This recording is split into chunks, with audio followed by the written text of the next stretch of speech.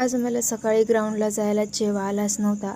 तर आता रोजची सवय झाली आहे, म्हणजे थोडंफार वर्कआउट केल्याशिवाय तर आपल्याला मन लागत नाही. त्याच्यामुळं मी आलो आमच्या छतावर.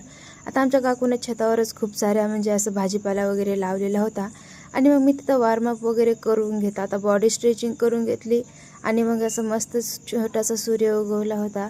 तर त्याच्यानंतर मी त्याच्याकडं पाहत सूर्यनमस्कार केला. आता सूर्यनमस्कार केल्यामुळं आपल्या म्हणजे बऱ्यापैकी तर आपले व्यायाम इथंच होऊन जातो. जर आपण काही न करता रोजचे 10 ते 15 सूर्यनमस्कार केले तर आपले सर्व एक्सरसाइज इथंच होऊन जातात. आणि सूर्यनमस्कार केल्याच्या नंतर मी मेडिटेशन केलं. तर मेडिटेशन केल्यामुळं मला छान वाटते, त्याच्यामुळं मी रोजच करत असतो. मेडिटेशन झाल्याच्या नंतर मग मी पुन्हा रूममध्ये आलो खाली आणि इथंसुद्धा पायऱ्यावरसुद्धा काकूनं आमच्या झाडं लावलेले आहेत. आणि त्याच्यानंतर मी रूममध्ये आलो, फ्रेश वगैरे झालो ना. आज काय मी स्वयंपाक वगैरे नाही केला. फ्रेश होऊन लॅबसाठी निघालो आणि लॅबला गेल्याच्या नंतर संध्याकाळी जेव्हा लॅबहून आलो तर खूपच जास्त थकून गेलो होतो. आणि आपल्या रूमवर राहणाऱ्याचं एकच असतं की आपण जर रूमवर राहत असाल तर आपल्या रूममध्ये हप्त्यातून 3 ते 4 दिवस खिचडी बनत असते. आणि माझ्या तर रूममध्ये 4 दिवस बनते.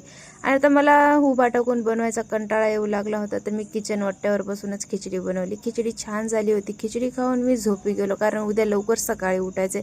तर भेटूया नेक्स्ट